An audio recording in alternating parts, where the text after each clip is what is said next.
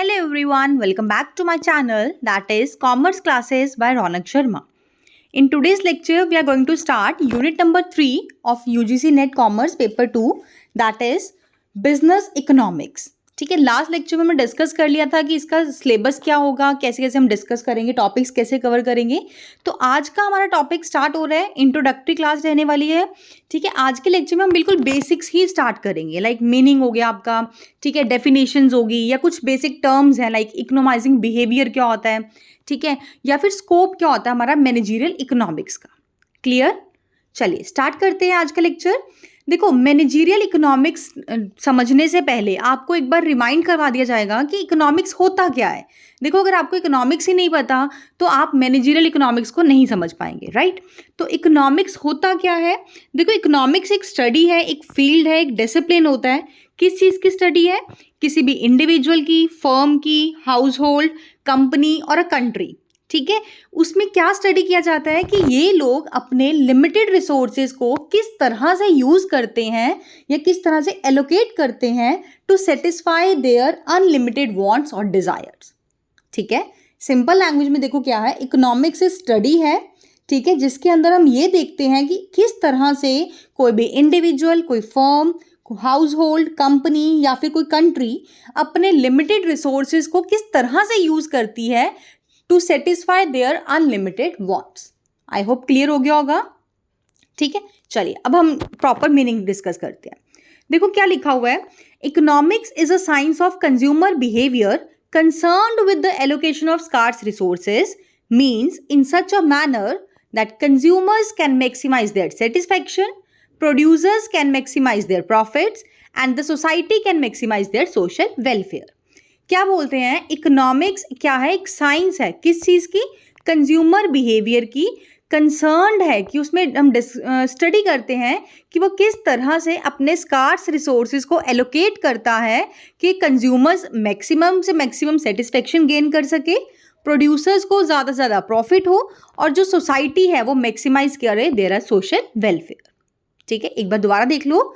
Economics is a science of consumer behaviour concerned with the allocation of scarce resources means in such a manner that consumers can maximize their satisfaction, producers can maximize their profits and the society can maximize their social welfare. According to Adam Smith, जो कि father है economics के, ये क्या कहते हैं, economics is an inquiry into the nature and causes of wealth of nation. Second definition है, according to Alfred Marshall, ये क्या बोलते हैं, economics is the study of mankind in the ordinary business of life. It examines that part of an individual and social actions which is most closely connected with the attainment and with the use of the material requisites of wellbeing.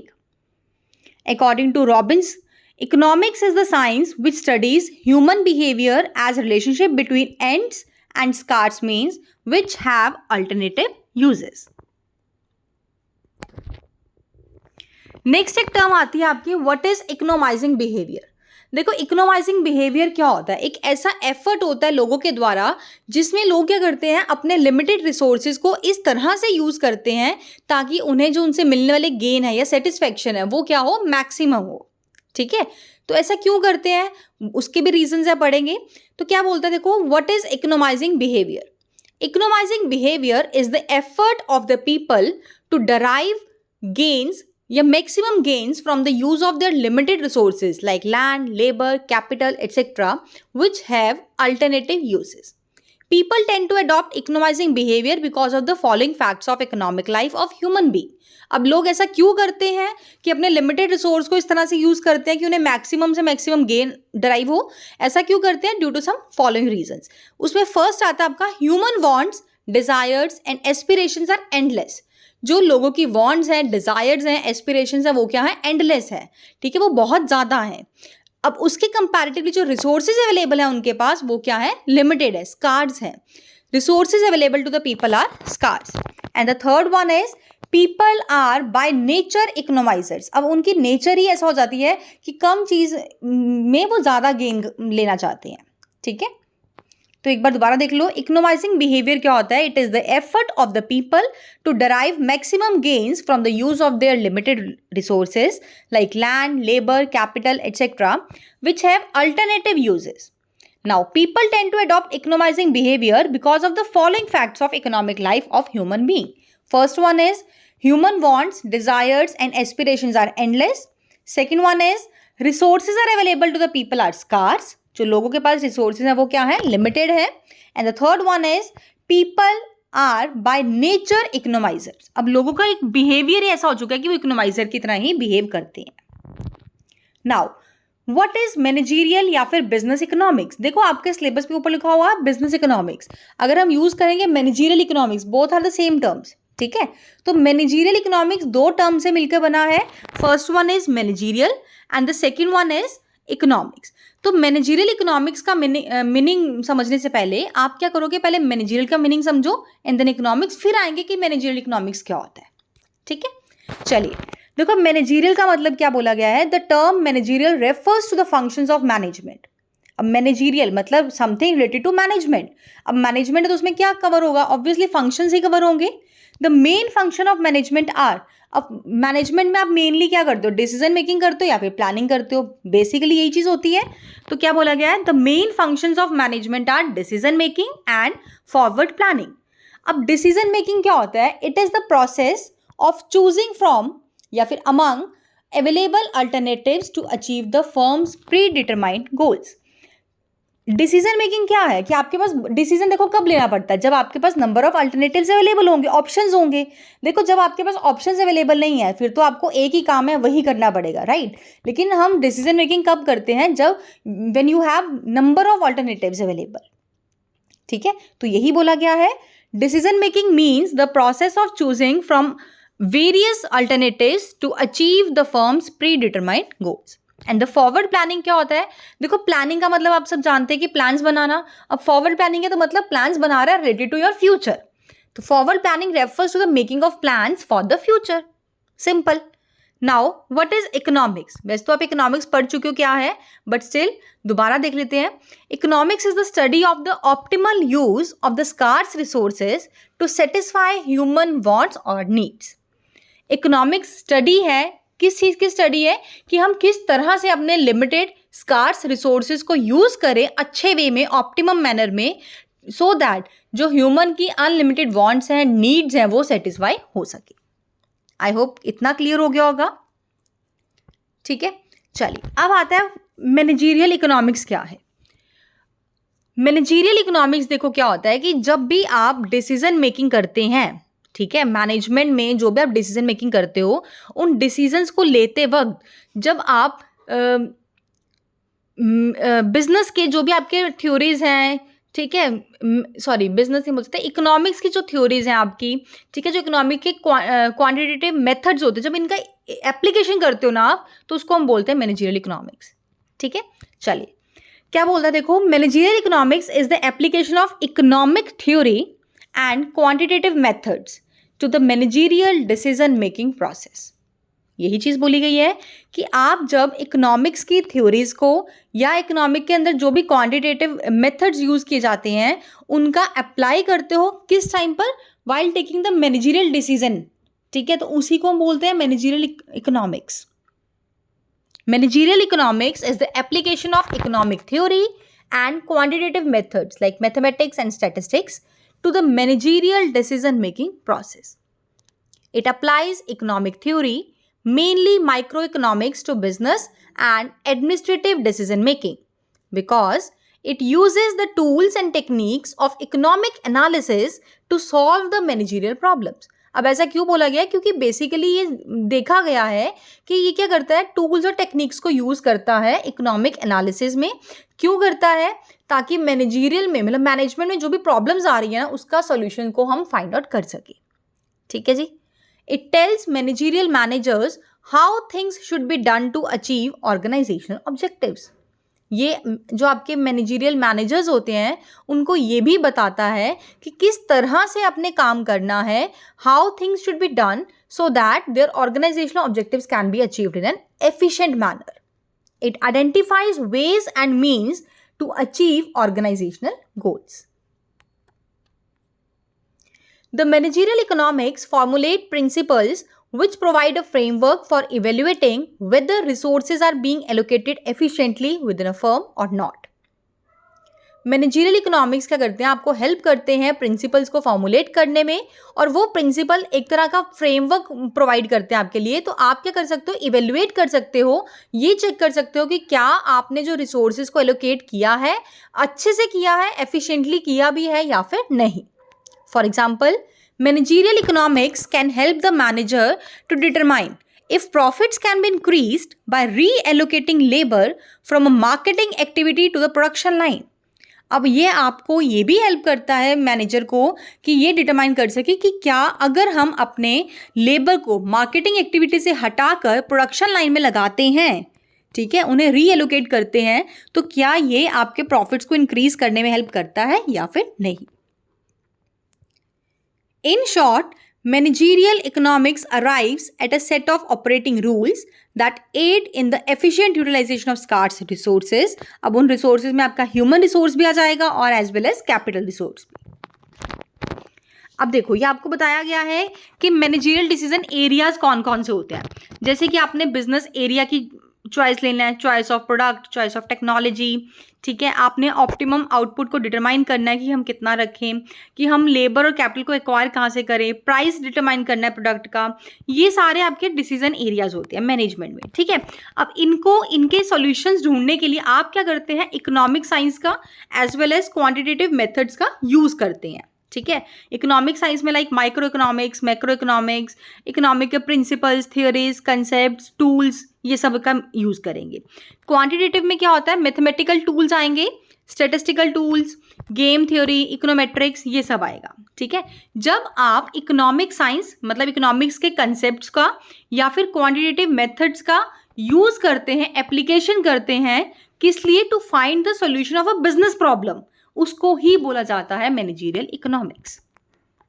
ये देखो बोला गया है, देखो application, यहां पे देखो main चीज, ठीक है, क्या बोला है, देखो application of economic theories and quantitative methods to find solution of a business problem is known as managerial economics. I hope clear हो गया होगा. चलिए, अब आती है कुछ डेफिनेशंस, ठीक है. कुछ आपके ऑथर्स हैं, कुछ इकोनॉमिस्ट हैं जिन्होंने मैनेजरियल इकोनॉमिक्स को डिफाइन किया, वो पढ़ते हैं. First one is according to T.J. Wessler, managerial economics is the synthesis of microeconomics theory and quantitative methods to find optimal solutions to managerial decision making process. ये क्या कहते हैं, मैनेजरियल इकोनॉमिक्स सिंथेसिस है, combination है, किस चीज़ का combination है, micro economics की थ्योरीज का एंड क्वांटिटेटिव मेथड्स का. क्यों मतलब कॉम्बिनेशन क्यों करते हैं हम, ताकि हम क्या कर सके, फाइंड कर सके solutions to managerial decision making process. Second one is, according to Thomas, managerial economics is the application of economic theory in the process of decision making by the management. Again वही बात बोली गई है, बस बोलने का तरीका अलग हो गया है, ठीक है. तो बोला इन्होंने भी यही चीज़ है कि मैनेजरियल इकोनॉमिक्स क्या है, एक एप्लीकेशन है इकोनॉमिक थ्योरी का in the process of decision making, किसके द्वारा, बाय द मैनेजमेंट के द्वारा. आई होप इतना आपको क्लियर हो गया होगा. देखो अभी तक हमने क्या करा है, सबसे पहले तो हमने डिस्कस किया है कि इकोनॉमिक्स होता क्या है, ठीक है. देन हमने इकोनोमाइजिंग बिहेवियर टर्म को डिस्कस किया है, जिसका मतलब ये होता है कि लोगों के द्वारा वो एफर्ट्स, वो सभी एफर्ट्स जो वो लगाते हैं, किस लिए लगाते हैं, ताकि उन्हें मैक्सिमम गेन हो सके from the use of their limited resources. अब वो ऐसा क्यों करते हैं, क्योंकि उनकी वांट्स एंडलेस होती हैं, लेकिन उसको पूरा करने के लिए रिसोर्सेज लिमिटेड होते हैं, और कई बार बाय नेचर पीपल क्या हो जाते हैं, इकोनोमाइजर्स हो जाते हैं, ठीक है. फिर आता है मैनेजरियल इकोनॉमिक्स के लिए हमने पहले पढ़ा मैनेजरियल क्या होता है, देन इकोनॉमिक्स. उसके बाद हमने डिस्कस करा कि मैनेजरियल इकोनॉमिक्स का मीनिंग क्या होता है, ठीक है. यहाँ से हमने डिस्कस किया, देखो लास्ट वाले बॉक्स में दिया हुआ है कि मैनेजरियल इकोनॉमिक्स क्या है, application of economic theories and quantitative methods to find solution to business problems, ठीक है. अब आता है आपके पास स्कोप क्या है, मतलब मैनेजरियल इकोनॉमिक्स के अंदर क्या क्या चीज़ें आप कवर करने वाले हैं, ठीक है. मतलब इनके जो इन शॉर्ट हम ये बोल सकते हैं कि इस सब्जेक्ट में क्या क्या चीज़ें कवर होंगी, ठीक है. स्कोप क्या होता है, एरिया, डोमेन, ठीक है, क्या क्या आप स्टडी करेंगे. तो क्या बोला गया है, देखो, the scope of managerial economics is so wide that it covers almost all the problems and areas of the manager and the firm. But आप सबको तो कवर नहीं ना कर सकते यहाँ पे, तो some of them are as follows. Number 1, demand analysis. Second one is production function. Third, cost analysis. Fourth one is inventory management. Fifth one is price system, advertising. Seventh, resource allocation. Then eighth one is capital budgeting or capital management, and ninth profit management, and the 10th one is decision theory under uncertainty. चलिए अब इनको हम one by one discuss करते हैं in detail. First comes demand analysis and forecasting. अब demand analysis and forecasting से आप बताइए आप क्या समझते हैं. डिमांड एनालिसिस क्या हो गया या फॉरकास्टिंग क्या होगा कि आप करंटली डिमांड के एस्टिमेट लगा रहे हो कि एट प्रेजेंट मतलब करंट में कितनी डिमांड है हमारे प्रोडक्ट की, एज वेल एज हम ये भी देखते हैं कि करंट के बेसिस पे कि हमारे फ्यूचर में कितनी डिमांड होने वाली है. ठीक है ना. तो क्या बोलते हैं, a major part of firms decision making depends upon accurate estimates of demand. जो मेजरली आपकी जो डिसीजन मेकिंग होती है ना फर्म की, वो इसी चीज़ पर निर्भर करती है कि आप कितने एक्यूरेसी के साथ अपने डिमांड का एस्टिमेशन करते हैं. A major part of the firm's decision making depends upon accurate estimates of demand. Thus, managerial manager very carefully and systematically analyzes the different types of demand in the market. After having an appropriate estimate of demand, he decides that how many resources are to be employed in the production of a commodity. देखो, अब आपने demand का तो estimate लगा लिया कि हमारी इतने प्रोडक्ट्स की डिमांड होने वाली है. आफ्टर दैट आपका काम यहाँ पे स्टार्ट हो जाता है कि आप ये देखेंगे कि उस मतलब प्रोडक्ट को बनाने के लिए, उस प्रोडक्ट की प्रोडक्शन के लिए हमें कितने रिसोर्सेज की रिक्वायरमेंट है. ठीक है. When the demand is estimated, the manager does not stop at the stage of assessing the current demand, but estimates future demand as well. अब जब एक बार आपके जो मैनेजर हैं उन्होंने एस्टिमेट कर ली है कि आपकी करंट डिमांड क्या है, तो उनकी जो जॉब है वो यहीं पर ख़त्म नहीं हो जाती है. साथ के साथ उन्हें ये भी एस्टिमेट करना पड़ता है कि फ्यूचर में कितनी डिमांड होगी. ठीक है ना. तो यही बोला गया है, when the demand is estimated the manager does not stop at the stage of assessing the current demand but estimates future demand as well. This is what is meant by demand forecasting, और इसी को ही हम कहते हैं demand forecasting. देखो, forecasting क्या है, future से रिलेटेड कुछ प्रेडिक्शंस हो रही है ना. अब डिमांड फॉरकास्टिंग है तो मतलब आप फॉरकास्टिंग कर रहे हैं, एस्टिमेट्स लगा रहे हैं फ्यूचर से रिलेटेड, किसकी, डिमांड की. Clear. Second one is production function. Production function में देखो क्या बोला गया है, production function is the functional relationship between input and output of a firm. Inputs play a vital role in the economies of production. The inputs या फिर factors of production may be combined in a particular way to gain maximum output. देखो, inputs का बहुत ज़्यादा role होता है आपका production में. इनपुट्स को किस तरह से आप कंबाइन करेंगे या फिर कितने इनपुट्स लगाने हैं, मतलब कितने फैक्टर्स ऑफ प्रोडक्शन का आप यूज़ करेंगे सो दैट आपको जो उनसे मिलने वाला आउटपुट है वो मैक्सिमम हो. ठीक है. तो इनपुट्स या फिर फैक्टर्स ऑफ प्रोडक्शन में भी combined in a particular way, इस तरह से आप उन्हें लगाएंगे to gain maximum output. In this way the production function is pressed into service by managerial economics. Third scope क्या है आपका, cost analysis. Cost analysis is another function of managerial economics. For example, the determination of cost, methods of estimating cost, the relationship between cost and output, the forecast of cost and profit, all are these vital to the firm. देखो, cost analysis में क्या होता है, आपको किसी भी product की cost को डिटरमाइन करना है. आपको कॉस्ट को डिटरमाइन करने के मेथड्स पता होना चाहिए. ठीक है. कॉस्ट और आउटपुट में क्या रिलेशन है, या फिर आप कॉस्ट और प्रॉफिट में रिलेशन मेंटेन करते हो, तो ये सभी आप करते हैं with the help of managerial economics. ठीक है ना. तो managerial economics touches these aspects of cost analysis and effective knowledge and application of which is cornerstone for the success of a firm. Next one is inventory management. देखो, inventory क्या होता है, inventory refers to a stock of raw materials which a firm keep, जो कि एक firm अपने पास रखती है, मेंटेन करके रखती है। नाउ अब क्वेश्चन ये राइज होता है कि आपको कितनी इन्वेंट्री मेंटेन करनी है और वो आपकी आइडल इन्वेंट्री हो, क्योंकि अगर आप बहुत ज़्यादा इन्वेंट्री मेंटेन कर लेंगे तो आपके जो कैपिटल है, आपके जो सामान है, ठीक है, वो अनप्रोडक्टिवली आपके पास बस पड़ा ही हुआ है, आपको कुछ भी कैश, आपकी कोई इन्वेस्टमेंट नहीं हो रही है ना, आपको कुछ भी जनरेट नहीं करके दे रहा है, वो आपका एक अनप्रोडक्टिव वे में पड़ा हुआ है स्टॉक। लेकिन अगर वो बहुत ही कम इन्वेंट्री आप मैनेज करते हैं तो आपकी प्रोडक्शन भी सफ़र कर सकती है। तो क्वेश्चन ये राइज होता है कि आपको कितनी इन्वेंट्री मेंटेन करनी है सो दैट वो आइडियल इन्वेंट्री कहा जा सके उसे, ठीक है। तो ये कैसे पता चलता है आपको, इकोनॉमिक्स की, मैनेजरियल इकोनॉमिक्स की आप कुछ टेक्निक्स को लगाते हैं, जैसे कि आपका ABC एनालिसिस आएगा, ठीक है, सिंपल सिमुलेशन एक्सरसाइज होती हैं, इन सबको आप लगा के, इन्वेंट्री मैनेजमेंट होता है, ठीक है, ये सब करके आप लगाते हो। तो क्या बोलते हैं देखो, an inventory refers to a stock of raw materials which a firm keeps. Now the question is how much of the inventory is the ideal inventory? कितनी इन्वेंट्री आपके लिए आइडल रहने वाली है, क्योंकि if it is high, capital is unproductively tied up and if it is low, production will be hampered. और अगर ये कम होगी तो आपकी प्रोडक्शन सफ़र करेगी। Thus, managerial economics will use such methods such as ABC analysis, simple simulation exercise, etc. with a view to minimize the inventory cost.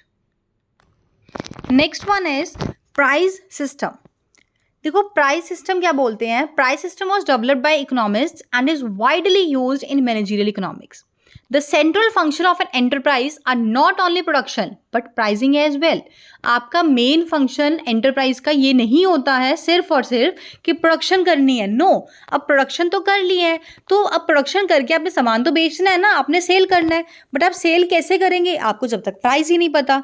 तो pricing भी बहुत ज़्यादा इंपॉर्टेंट रोल प्ले करती है। तो यही बोला गया है, the central function of an enterprise are not only production but pricing as well, while the cost of production has to be taken into account when pricing of a commodity is done. A complete knowledge of a price system is quite essential to the determination of the price. जब आप cost of production, मतलब जब price set करते हैं किसी भी commodity का, तो आपको उसकी कॉस्ट को भी ध्यान में रखना चाहिए, क्योंकि जब तक आपको ये नहीं पता कि किसी सामान को बनाने की लागत कितनी आई है तो आप उसका प्राइस कैसे सेट कर पाओगे। आपको पता ही नहीं है कि सामान बना कितने का है, हमें उसमें मार्जिन कितना रखना है एज अ प्रॉफिट, ठीक है। तो आपको क्या करना है, कॉस्ट ऑफ प्रोडक्शन को भी कंसीडर करके चलना है while deciding the price of a commodity. The important aspects of price in managerial economics are price determination under various market forms, pricing methods, pricing forecasting, etc. तो जो main aspects होते हैं हमारे किसमें, मैनेजरियल इकोनॉमिक्स में, देखो जो main aspects होते हैं हमें डिस्कस करने होते हैं, वो क्या होता है, price determination under various forms of market, then आता है प्राइसिंग मेथड्स और फिर आता है आपका प्राइसिंग फॉरकास्टिंग, ठीक है जी। Next one is advertising. अब एडवर्टाइजिंग को देख के आपको लग रहा हो कि इकोनॉमिक्स में इसका क्या रोल है ना, बट इट इज ऐसे लिखा गया, देखो, it is quite strange when we say that advertising is an area which is included in managerial economics. अब हम क्या कहते हैं, to produce a commodity is one thing, to the market it is another.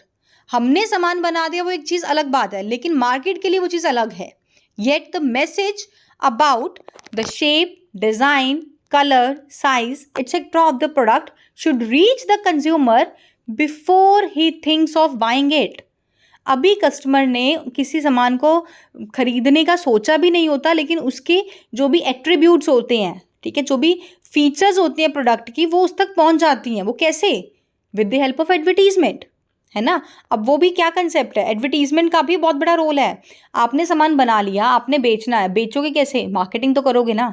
तो यही बोला गया, the message about the shape, design, color, size of the product should reach the consumer before he thinks of buying it. उसने भी सोचा भी नहीं होता, उससे पहले ही उसके पास प्रोडक्ट की जो भी एट्रीब्यूट्स है, जो भी फीचर्स, क्वालिटीज, whatever, वो सभी पहुंच जाती हैं। Therefore, advertising forms an integral part of decision making and forward planning. Next one is resource allocation. अब रिसोर्स एलोकेशन क्या बोला गया इसमें देखो बेसिकली ने यही देखना होता है कि हमें ये चीज़ पता है कि हमारे पास रिसोर्सेज अवेलेबल जो हैं वो क्या है, स्कार्स हैं या फिर वो लिमिटेड है, बट जो हमारी वांट्स हैं, हमारी डिज़ायर्स हैं, वो क्या है, वो आपके अनलिमिटेड है। तो हमने अपने रिसोर्स को इस तरह से एलोकेट करना है कि हमारी जो अनलिमिटेड वांट्स हैं वो भी सेटिस्फाई हो जाए with the use of limited resources, ठीक है, और हमारे रिसोर्सेज बचने भी चाहिए हमारी फ्यूचर जनरेशन के लिए। We know that resources are scarce and have alternative uses. Now the question arises how these scarce resources are used or allocated to achieve optimization. For this purpose, some advanced tools such as linear programming etc. are used to arrive at the best course of action for a specified end.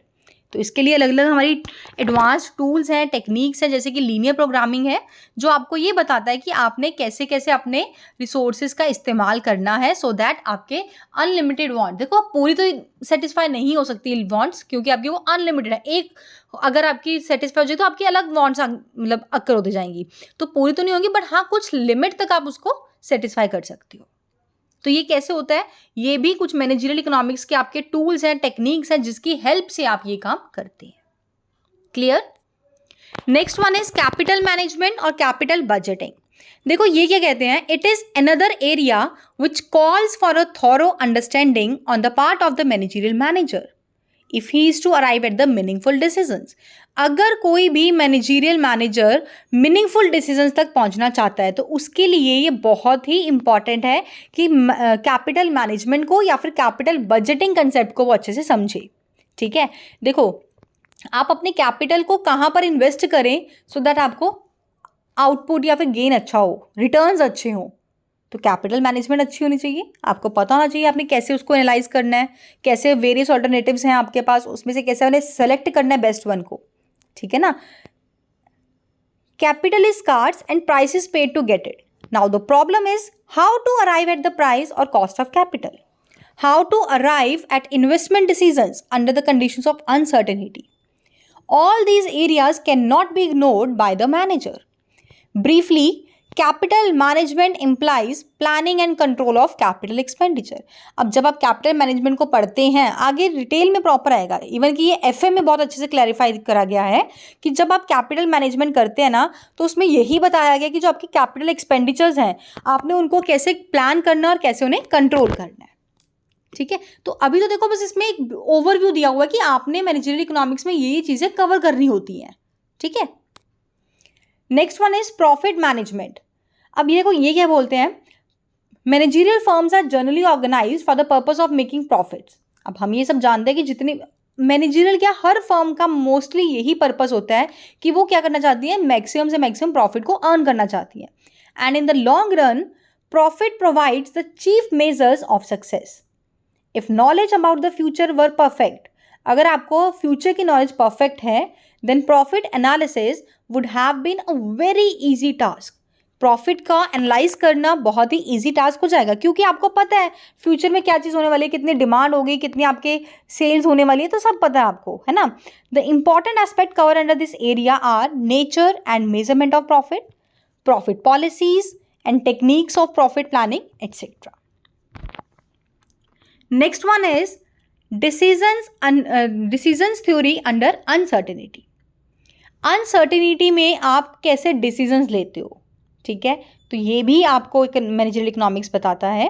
क्या कहते हैं, देखो a managerial manager has to take decisions under conditions of uncertainty. Uncertainty की condition में आपको बहुत सारे decision लेने पड़ते हैं। अगर आपने अनसर्टेनिटी के केस में अच्छे डिसीजन ले लिए तो आपको प्रॉफिट होगा, मतलब ज़्यादा से ज़्यादा, बट अगर आप फेल हो जाते हैं अच्छे डिसीजन लेने में तो आपके लॉसेस बियर करने के चांसेस हो जाएंगे। तो देखो क्या बोलते हैं, a managerial manager has to take decisions under conditions of uncertainty because of uncertainties like demand uncertainty, cost uncertainty, price uncertainty etcetera. A manager confronts several problems and the whole process of decision making become more complex. अब ये uncertainty के रहते हुए जो भी आपकी मतलब जो मैनेजर है ना उसको बहुत सारी प्रॉब्लम्स का सामना करना पड़ता है और जो डिसीजन मेकिंग प्रोसेस होता है ना वो बहुत ही ज़्यादा कॉम्प्लेक्स हो जाता है।